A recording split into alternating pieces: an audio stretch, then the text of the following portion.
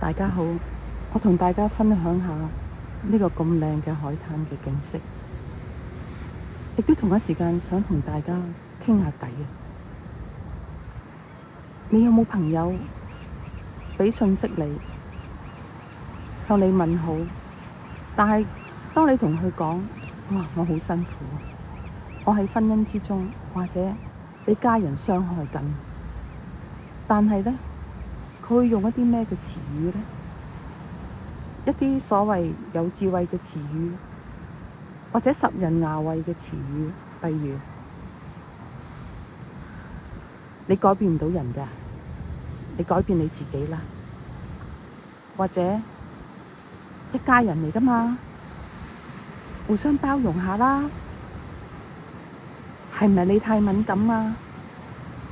或者話啊，男人出去搵食啊，好辛苦㗎，你就原諒下佢啦。你有冇諗過、深思過？你朋友同你講嘅時候，或者佢已經經歷咗好多痛苦，或者佢好需要你嘅支援，但係你只會畀一啲唔中聽、唔支援嘅詞語畀佢。有冇諗過呢一切都會造成二次傷害？